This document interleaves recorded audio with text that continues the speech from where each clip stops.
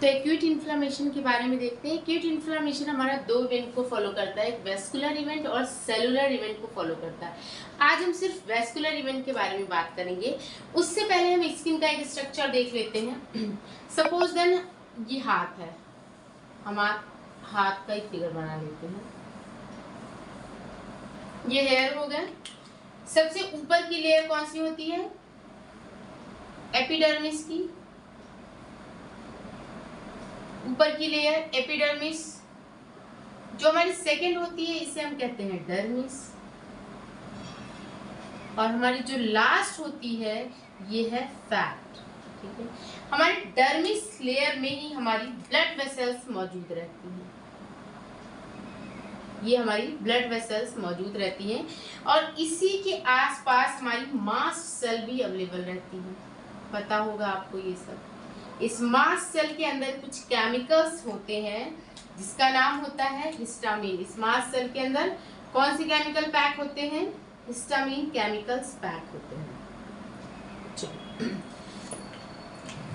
Inflammation की बात कर रहे हैं। ब्लड वेसल्स ही हमारी ब्लड सेल्स ही हमारी ब्लड वेसल्स ही हमारी काम करना शुरू करेंगी। ठीक है, तो हम जूम आउट करते हैं अपने इस ब्लड वेसल्स की। ठीक है, इसको ब्लड वेसल्स को हमने जूम आउट कर लिया।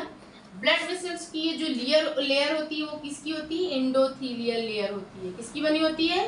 एंडोथीलियल लेयर की बनी होती लेयर्स होती है। ठीक है, इसके बीच में हमारे आरबीसीज होते हैं, डब्ल्यूबीसीज होते हैं और हमारे प्लेटलेट्स होते हैं। ठीक है, हमारी जो हमारे फॉरेन पार्टिकल्स से जो फाइट कर रही है, जो हमारी बॉडी को प्रोटेक्ट कर रही है, जो हमारी बॉडी की आर्मी है हम कह सकते हैं, वो कौन सी है?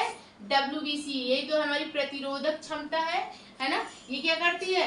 कोई भी फॉरेन पार्टिकल्स आता है तो उससे फाइट करती है। तो यहाँ पे हम आरबीसी को हटा देते हैं, प्लेटलेट्स को हटा देते हैं, सिर्फ डब्ल्यूबीसी की बात करते हैं। ठीक है, तो ब्लड वेसल्स के आउटर पे क्या होता है? एंडोथेलियल लेयर होता है और बीच में हमारी ये डब्ल्यूबीसी अवेलेबल है। ठीक है, जैसे ही कोई भी माइक्रोब्स हमारे स्किन पे बैठता है, ठीक है, क्या हुआ? हमारा कोई भी माइक्रोब्स हमारे स्किन पे बैठ गया। ठीक है, वो कहाँ पहुंच गया? यहाँ पहुंच गया। यहाँ पे एक स्किन बना देते हैं हम। ठीक है, ये क्या है हमारी? सबसे पहले बात करते हैं हमारे ब्लड वेसल्स कैसे काम करते हैं। जब भी कोई माइक्रोब्स इंटर करता है तो क्या होता है? हमारी ब्लड वेसल्स तुरंत डर जाती है और क्या हो जाती है? कॉन्स्ट्रिक्ट हो जाती है। क्या हो जाती है? कॉन्स्ट्रिक्ट हो जाती है। कैसे हो जाती है? ऐसे हो जाती है। कॉन्स्ट्रिक्ट मतलब सिकुड़ जाना। क्या हो गई हमारी ब्लड वेसल्स? यहाँ पे कॉन्स्ट्रिक्ट हो गई। कॉन्स्ट्रिक्ट मतलब सिकुड़ जाना। और ये कॉन्स्ट्रिक्शन बहुत ही कम टाइम के लिए होता है, 3-4 सेकंड के लिए हम कह सकते हैं। और ये क्या करता है? यहाँ पे ब्लीचिंग अपीयरेंस डालता है, मतलब हमारी स्किन क्या होती है? येलोइश कलर हो जाती है। तो कैसे एक्टिविटी हो रही है? जैसे ही कोई माइक्रोब्स हमारे स्किन पे बैठा, हमारी ब्लड वेसल्स क्या होगी? अचानक से किसी फॉरेन पार्टिकल्स को देखेगी और क्या होगी? वो थोड़ी सी डर जाएगी और क्या हो जाएगी? कॉन्स्ट्रिक्ट हो जाएगी। क्या हो जाएगी? कॉन्स्ट्रिक्ट हो जाएगी। तो पहला जो हमारा वेस्कुलर इवेंट है लिखा है ट्रांजिएंट वैसोकॉन्स्ट्रिक्शन ऑफ आर्टरियोल्स। क्या हो जाता है? सबसे पहले हमारा कॉन्ट्रैक्शन हो जाता है। ट्रांजिएंट मतलब ये क्षणिक होता है, बहुत ही शॉर्ट ड्यूरेशन के लिए होता है। तो पहली एक्टिविटी हमारी ब्लड वेसल्स की क्या हुई? कॉन्स्ट्रिक्शन हो गई। ठीक है, उसके बाद क्या होता है? उसके बाद हमारी जो ब्लड वेसल्स होती है वो डायलेट हो जाती है। क्या हो जाती है? डायलेट हो जाती है। दूसरा एक्शन हमारी ब्लड वेसल्स का क्या हो जाता है? डायलेशन। यहाँ पे लिखा है परसिस्टेंस वैसोडायलेशन। क्या हो जाता है? डायलेशन मतलब आकार का बढ़ना। क्या हो जाता है? डायलेशन मतलब आकार का बढ़ना। जब वैसो डायलेशन होगा यहाँ पे तो क्या होगा? यहाँ पे भाई ब्लड ज्यादा हो जाएगा, है ना, स्पेस ज्यादा हो गया तो यहाँ पे ब्लड की क्वांटिटी भी ज्यादा हो जाएगी, ब्लड ज्यादा हो जाएगा। ठीक है, तो यहाँ पे जो हमारी स्किन पे क्या अपीयरेंस आने लगेगा? रेड होने लगेगा। क्या होने लगेगा? अपीयरेंस स्किन का रेड होने लगेगा। और जहाँ पे ब्लड ज्यादा है तो भाई हीट भी तो ज्यादा होगी, तो यहाँ पे क्या कॉज होने लगेगा? हीट। तो हमें समझ में आ गया कि हमारा जो इन्फ्लामेशन का साइन था, रेडनेस और हीट, वो कहाँ से आ रहा है? जब ब्लड वेसल्स हमारी डायलेट करती हैं तो क्या हो जाता है, इस पर्टिकुलर पोर्शन पे, इस स्पेसिफिक पोर्शन में जब हमारी ब्लड वेसल्स डायलेट होती हैं तो यहाँ पे ब्लड का अमाउंट, ब्लड का वॉल्यूम ज्यादा हो जाता है, जिसकी वजह से क्या हो जाता है, हमारी स्किन पे रेडनेस इफेक्ट आ जाता है। और यहाँ पे ब्लड का वॉल्यूम ज्यादा होने की वजह से यहाँ पे हमारा हीट भी ज्यादा हो जाएगा, टेम्परेचर भी इंक्रीज हो जाएगा। तो यहाँ पे क्या होगा, हमारी स्किन पे क्या अपेयर करने लगेगा, रेडनेस और हीट प्रोड्यूस करने लगेगा। तीसरे बिंदु की बात करते हैं हम, elevate the local hydrostatic pressure. हमारी ब्लड वेसल्स के पास दो हाइड्रोस्टैटिक प्रेशर होता है। एक प्रेशर होता है, इसी ब्लड वेसल्स की बात करते हैं, एक प्रेशर होता है जो इस तरह लगता है ना, हमारी ब्लड वेसल्स पे कुछ इस तरह लगता है, और एक प्रेशर होता है जो हमारी ब्लड वेसल्स पे कुछ इस तरह से लगता है।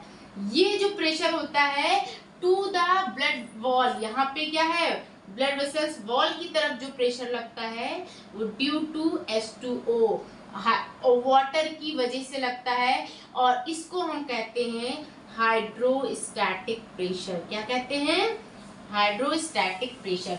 दूसरा जो प्रेशर हमारे इनवर्ड लगता है, अंदर की तरफ लगता है, वो बिकॉज ऑफ द प्रोटीन लगता है, बिकॉज ऑफ द प्रोटीन लगता है, और इसे हम कहते हैं ऑनकोटिक प्रेशर। क्या कहते हैं, ऑनकोटिक प्रेशर। तो ब्लड वेसल्स हमारी क्या होती हैं, दो तरह की प्रेशर लगाती हैं, दो तरह का प्रेशर लगाती है। एक तो हाइड्रोस्टैटिक प्रेशर होता है जो बिकॉज ऑफ द वाटर होता है, और एक प्रेशर होता है जो प्रोटीन की मॉलिक्यूल्स की वजह से लगता है, जिसे हम कहते हैं ऑनकोटिक प्रेशर। और ये दोनों क्या करती है, बैलेंस किए रहती है, ये दोनों क्या करती है, बैलेंस किए रहती है। तो क्या होता है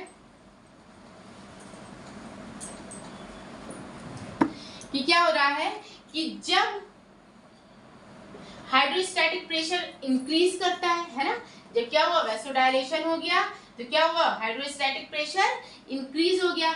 हाइड्रोस्टैटिक प्रेशर किसकी वजह से इंक्रीज हो रहा है, because of the H2O, water की वजह से इंक्रीज हो रहा है। तो अब क्या होगा कि हमारा जो वाटर है, हमारा जो फ्लूइड है, इस वेसल से लीक आउट होने लगेगा। क्या होगा, इस वेसल से लीक आउट होने लगेगा, निकलने लगेगा, ठीक है, निकलने लगेगा। क्यों, क्योंकि वाटर का अमाउंट हमारे वेसल्स में ज्यादा हो गया है, वाटर का अमाउंट हमारे वेसल्स में ज्यादा हो गया है, ठीक है, ओके।